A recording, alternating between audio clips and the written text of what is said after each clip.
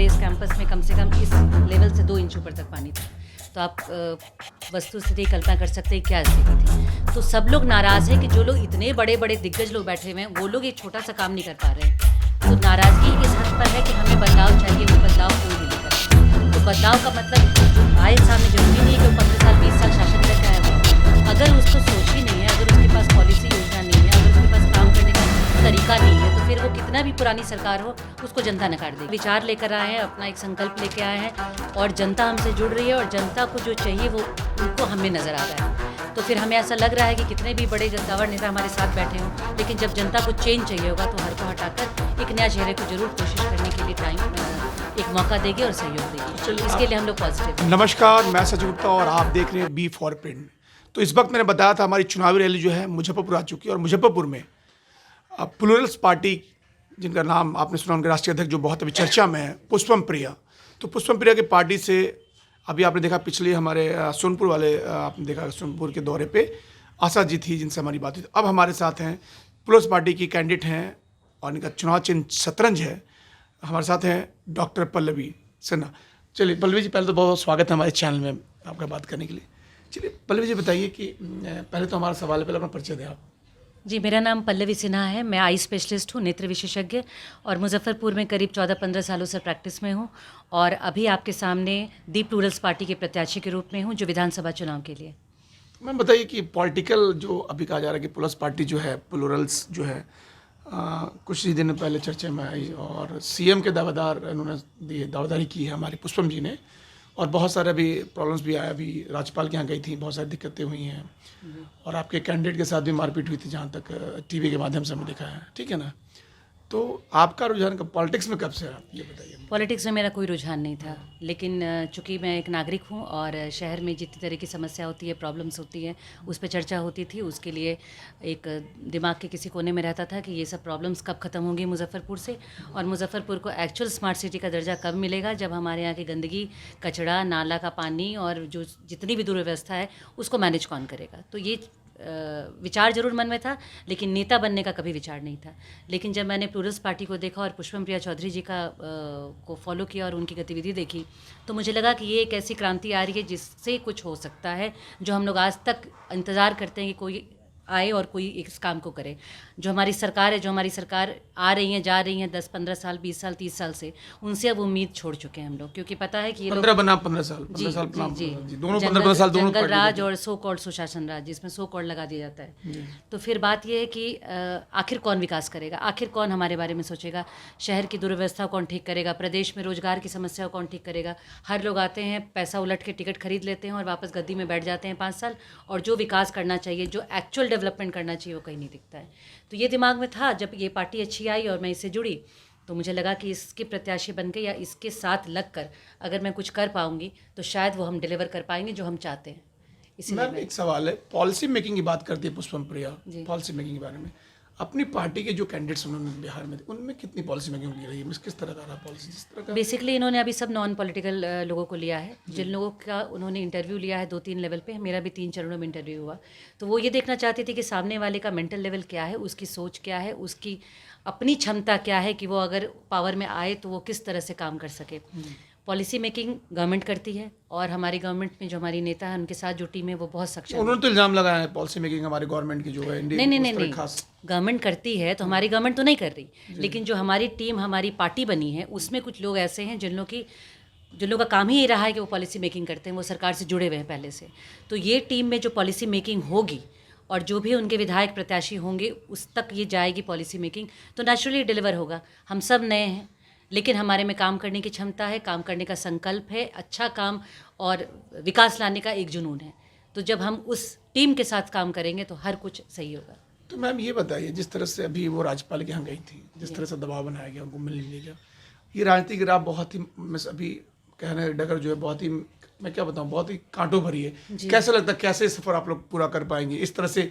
1 साल पहले चुनाव में आना, अपने आप को प्रेजेंट करना, चीफ मिनिस्टर का चेहरा बताना और उसमें नॉन पॉलिटिकल लोगों को टिकट देना, तो कैसे आप मैनेज कर पाएंगे? आप लोग लग रहा है किस तरह से करेंगे? देखिए, हर पार्टी का एक चेहरा होता है जो चीफ मिनिस्टर के लिए देखा जाता है। उसको मैं हम तो वो लोग- कह रहा हूँ, हाँ, उसको हम लोग लेकिन जितनी idolize करते हैं। जल्दीबाजी में जिस तरह से हम बहुत कम समय में इन्होंने अपने आप को ये प्रेजेंट बात किया, है, ये बात है। उसके बाद जिस तरह से अभी प्रॉब्लम्स आ रहे हैं, कैसे आप लोग उसको हैंडल करेंगे, क्या सोचते आप? एक अब मान लो आप यहाँ हैं, आप यहाँ की, जैसे अभी यहाँ पे हमारे शर्मा जी थे, उन्होंने पता नहीं, अभी आप बता सकते कितना विकास किया मुझे? वो तो आपको मुजफ्फरपुर के लोग बताएंगे और यहाँ की दशा देखकर समझ में आएगी। आप 1 महीने पहले आते तो आप चल नहीं सकते थे, शायद आपको मोटर बोट की ज़रूरत पड़ती। अच्छा, इतनी बाढ़ की स्थिति जी, जल जमाव इतना ज़्यादा था, मेरे इस कैंपस में कम से कम इस लेवल से 2 इंच ऊपर तक पानी था। तो आप वस्तु स्थिति कल्पना कर सकते हैं क्या स्थिति थी। तो सब लोग नाराज़ हैं कि जो लोग इतने बड़े बड़े दिग्गज लोग बैठे हुए हैं, वो लोग एक छोटा सा काम नहीं कर पा रहे हैं। तो नाराज़गी इस हद पर है कि हमें बदलाव चाहिए, वो बदलाव कोई भी लेकर आए। तो बदलाव का मतलब जो आए सामने, ज़रूरी नहीं है कि वो 15 साल 20 साल शासन करके आया हुआ हो। अगर उसका सोच ही नहीं है, अगर उसके पास पॉलिसी योजना नहीं है, अगर उसके पास काम करने का तरीका नहीं है, तो फिर वो कितना भी पुरानी सरकार हो, उसको जनता नकार देगी। हम लोग नए जरूर हैं। मैं मेरा सवाल, हाँ, मैं समझ रही हूँ आपका मेरा सवाल था, कि कितना समझ- कठिन होगा, कितना टाइम बहुत कठिन कम होगा। है। और जी, कठिन तो है। हाँ, आपके सामने बड़े बड़े दिग्गज हैं, जैसे कि मैं बता दूं, नीतीश कुमार हैं, मोदी जी का एक चेहरा वहाँ पे स्टार प्रचारक में, इधर तेजस्वी यादव हैं, उनके साथ बहुत सारी बड़ी एक टीम है और बहुत दिनों का उनके पास एक्सपीरियंस रहा, बहुत सालों का रहा है। तो उसमें कैसे अपने आप को आप देखती हैं, आप अपने प्लस? हम लोग चूंकि किसी से रेस करने नहीं आए, हम लोग अपना विचार लेकर आए हैं, अपना एक संकल्प लेके आए हैं और जनता हमसे जुड़ रही है और जनता को जो चाहिए वो उनको हमें नज़र आ रहा है। तो फिर हमें ऐसा लग रहा है कि कितने भी बड़े गद्दावर नेता हमारे साथ बैठे हों, लेकिन जब जनता को चेंज चाहिए होगा तो हर को हटाकर एक नया चेहरे को जरूर कोशिश करने के लिए एक मौका देगी और सहयोग देगी। चलिए, इसके लिए हम लोग पॉजिटिव हैं। तो बताइए अपने विधानसभा के लोगों के लिए, आपकी विधानसभा के जो प्रॉब्लम्स है, उनमें कौन कौन से चीज़ों को आपने अभी फॉलोअप किया है और किन चीज़ों पे काम करेंगे आप जितने जी, जैसे मैंने बताया कि सबसे पहले जो हमारा शहर एक कूड़ा करकट का अंबार बन गया है, जल जमाव का एक बहुत आम बात हो गई है हर वार्ड हर मोहल्ले में। जब मैं जनसंपर्क कर रही हूँ तो अभी भी किसी किसी वार्ड में ये स्थिति है कि हमें जाने में मुश्किल होती है। इतना ज़्यादा गंदा नाला का पानी सड़क पे लगा हुआ है, कहीं कोई ड्रेनेज सिस्टम नहीं है, कोई नाले की सफाई नहीं है। अगर पानी लगा हुआ है तो वहाँ पे कोई छिड़काव नहीं है, उसका सैनिटाइजेशन का कोई व्यवस्था नहीं हो रहा है। तो हर तरह से हम लोग गए गुजरे हैं। शहर का इंफ्रास्ट्रक्चर जो सबसे पहले सुधारना, उसके बाद एजुकेशन के नाम पर यहाँ पे एक ढंग का स्कूल नहीं है। एक यूनिवर्सिटी है जिसके ऊपर इतना लोड है, सेशन लेट चलता रहता है, उसमें सुधार करना या नई यूनिवर्सिटी को लाना, उसके साथ में जिससे और लोग को रोजगार मिले और एजुकेशन सिस्टम ज़्यादा स्ट्रांग हो। हेल्थ डिपार्टमेंट के नाम पर यहाँ पर जो भी एक सदर और एक मेडिकल कॉलेज मौजूद हैं, उसमें भी इतनी सी खाली जगह रह गई है। एम्स आ रहा था, वो नहीं आया। एम्स के पैरेलल हॉस्पिटल को लेके आना, हार्ट हॉस्पिटल, यहाँ पर एक कैंसर हॉस्पिटल, उसकी व्यवस्था करना। और सबसे ज़रूरी है जो हमारे जो शहर है हमारा, उसमें सबसे ज़रूरी है जो हमारा जाम, हमारा अतिक्रमण और इतनी दुर्व्यवस्था है कि एक पार्किंग स्लॉट नहीं है मार्केट में, पब्लिक टॉयलेट नहीं है मार्केट एरिया में। इन सब का निर्माण करना। बूढ़ी गंडक का एरिया बिल्कुल उपेक्षित पड़ा हुआ है, बाढ़ आता है, कितने लोग डूब जाते हैं, वो स्थिति इतनी ख़राब है। उस तरफ में ना कभी नाले के पानी के रूप में बह रहा है, कभी बाढ़ के रूप में आ जा रहा है। उसको चाहे तो हम बहुत अच्छे से अरेंज कर सकते हैं। बहुत नज़दीक से देखा आपने, तभी आप इतना जी, ज़्यादा मैं आपकी परेशानी नज़र आ रही है। आप कैंडिडेट के रूप में तो बोली नहीं, लेकिन एक आम जनता जो मैं एक आम जनता के रूप में ही आई हूँ। कैंडिडेट आप लोग मानते हैं, लेकिन मेरी अपनी प्रॉब्लम्स इतनी थी और आसपास के लोगों की थी कि मुझे इसमें आना पड़ा कि शायद मैं कुछ चेंज कर सकूँ। चलिए, मैं एक सवाल है कि पुष्पा प्रिया जी बात करती है महिलाओं की और कहते हैं कि पॉलिटिक्स में भी उनका भागीदारी जो महिलाओं के लिए 50% करना था उनका, कि आपकी मुझे जहाँ तक मालूम है कि इन्होंने जो टिकट्स दिए हैं महिलाओं को ज़्यादा, तो महिला सशक्तिकरण के लिए मुजफ्फरपुर के लिए क्या करेंगी? महिला सशक्तिकरण में सबसे ज़रूरी है हमें कि हर वार्ड में जो भी एक या तो पुलिस कंट्रोल रूम बनाया जाए जिसमें एक महिला अधिकारी हो। एक महिला पुलिस अधिकारी के होने से वहाँ की जो भी लोकल जो लेडीज़ की डोमेस्टिक वायलेंस की समस्या है या बहुत सारी, अभी आप देख रहे हैं मुजफ्फरपुर का ग्राफ इतना ऊपर चला गया, यहाँ दिन रात बलात्कार, तो बालिका गृह कांड, तो किसी को दहेज के लिए जिंदा जलाना, इतनी सारी चीज़ें हैं।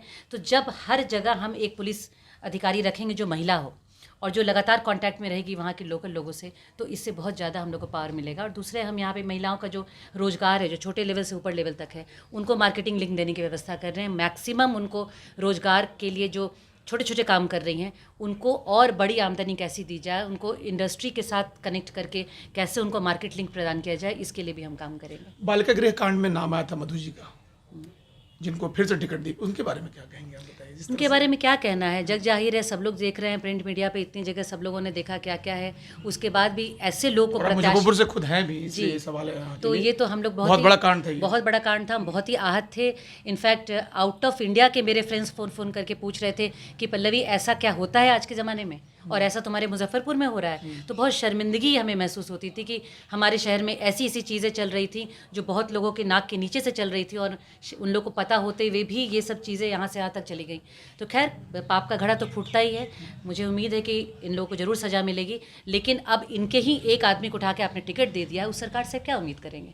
वहाँ पे क्या महिला सशक्तिकरण की बात करेंगे और आप महिलाओं के आत्मसम्मान की बात करेंगे? तो ये सारी बातें बेबुनियादी हैं। कोई कुछ नहीं करता, सब सत्ता में रहने के लिए रोटियां सेकते हैं अपने, और जब काम करने का वक्त आता है, जब खुद महिला को सशक्तिकरण देने का वक्त आता है, उनको आगे बढ़ाने का वक्त आता है, तो आप पीछे हट जाते हैं। तो कहा जाता है कि नीतीश कुमार ने शराबबंदी की और बिहार में 50 से अब परसेंटेज जो है महिलाओं की है, मतलब मत यानी वोटर है, महिला हैं। तो कहना है कि महिलाओं का चुनाव में ज़्यादातर नीतीश जी ने शराबबंदी से अपनी तरफ वोट खींचा है, इस शराबबंदी से। आपको क्या लगता है? हाँ, खींचा है, ज़रूर खींचा है, क्योंकि महिलाओं को ये ऐसा लग रहा है कि शराबबंदी हो गई, लेकिन जिस तरह से मुझे लोग सूचना देते हैं, शराबबंदी कहीं नहीं है।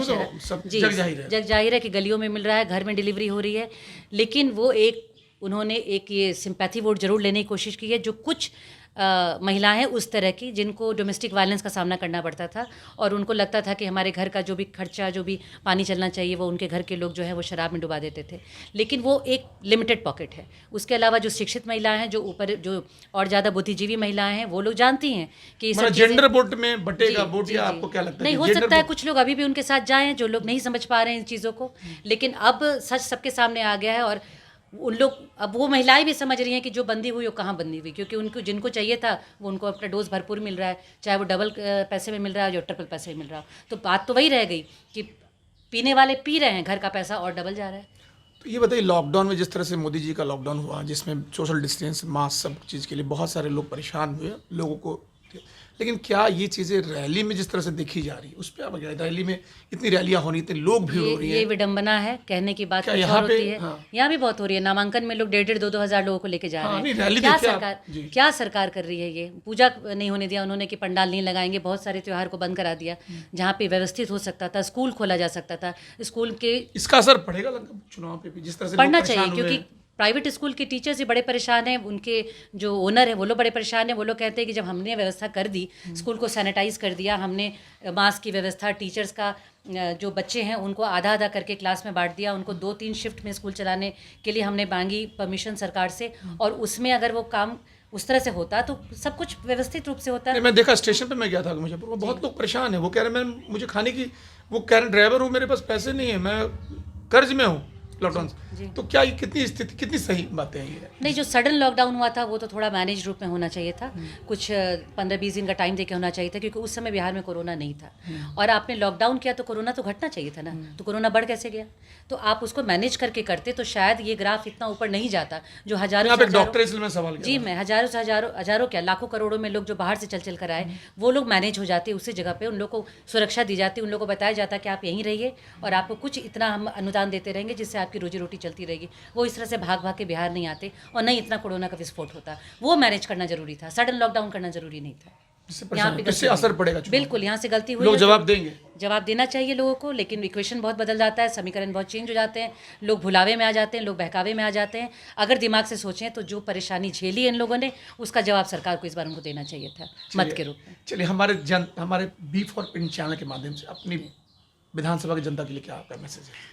मैं आप लोग से यही कहना चाहूँगी कि आप लोग के बीच की हूँ, आप लोग के बीच में मैंने 15 साल काम किया है एक डॉक्टर की तरह, और हेल्थ में जितना सुविधा मैं आपको दे सकती थी, जितनी भी मैं सामाजिक कार्य कर सकती थी, मुफ्त का जो भी काम मैंने किया है, फ्री क्लिनिक हो या फ्री ऑपरेशन हो, वो अपनी जगह है। लेकिन अगर आप मुझे प्रत्याशी बना के लाएंगे तो मैं इस जनता के सारे दुख दर्द से जुड़ी हुई हूँ। मैंने वार्ड मोहल्ले में देखा है कि क्या समस्या है, और उनको परेशानी, जितनी दिक्कत है उन्हें दूर करने के लिए ही मैं राजनीति में आई हूँ। लोग कहते हैं कि लोग पैसा कमाने राजनीति में आए, लेकिन मैंने पैसा प्रतिष्ठा दोनों अपने प्रोफेशन से कमाया है, और अब मैं काम करने के लिए आई हूँ। तो आप लोग मुझे सहयोग करें और मेरा साथ दें, उसके बाद आप देखेंगे कि सच में विकास किसको कहते हैं। तो देखा आपने, हमारे साथ ही पल्लवी जी थी, प्लस पार्टी कैंडिडेट हैं मुजफ्फरपुर से, बहुत ही मजबूत कैंडिडेट लग रही हैं, जिनकी बातें सुनिए। ये एक डॉक्टर हैं, आई स्पेशलिस्ट है, जिन्होंने बहुत लोगों की सेवा की, अपने आँख जो कहते हैं अपने प्रोफेशन से, गरीबों की सेवा की है बहुत सारी। इन्होंने कहा भी है कि चाहे कितना भी कठिन डगर हो ये लड़ेंगी, और चुनाव जितना हारना तो ये मतदाताओं के हाथ में मत क्या होता है। इनका कहना है कि ये पॉलिटिक्स में आई हैं सेवा करने के लिए, सेवा भावना के साथ आई हैं। चलिए, हमसे बात करने के लिए बहुत बहुत धन्यवाद। आपका भी धन्यवाद पल्लवी जी, और मुझे दीजिए इजाज़त, फिर हम अगले कॉन्स्टिट्यूंसी में चलेंगे अपनी चुनाव यात्रा को लेकर। Thank you. अगर आपको हमारा वीडियो पसंद आया हो तो इसे लाइक करें, सब्सक्राइब करें और साथ ही बेल आइकन दबाना ना भूलें।